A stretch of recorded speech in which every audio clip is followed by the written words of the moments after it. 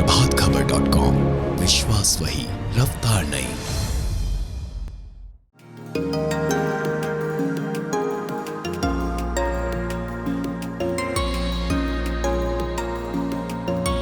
नमस्कार, प्रभात खबर में आपका स्वागत है और मैं आपके साथ हूं पवन। आज बात करेंगे भारतीय सेना की।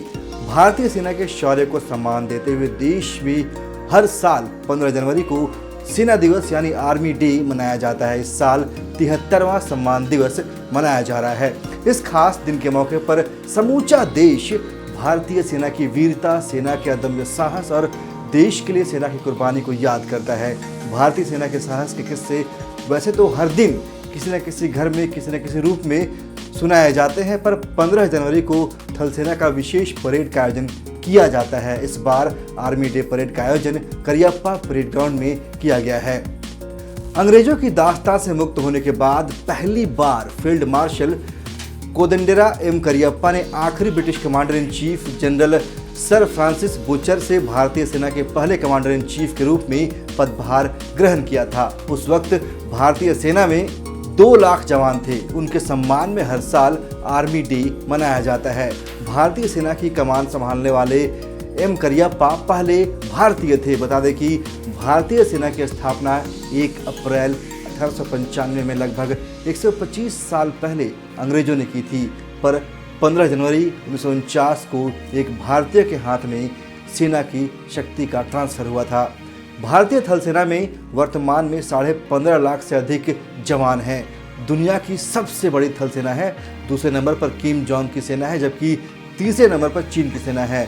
साल 1965 में भारतीय सेना के पाकिस्तान को हराकर अपनी अदम्य ताकत और हिम्मत का परिचय दिया था। इस युद्ध में भारतीय सेना के सभी जवानों ने शौर्य का प्रदर्शन किया था, लेकिन शहीद अब्दुल हमीद और मोहम्मद नौशाद के पराक्रम की खूब चर्चा होती है।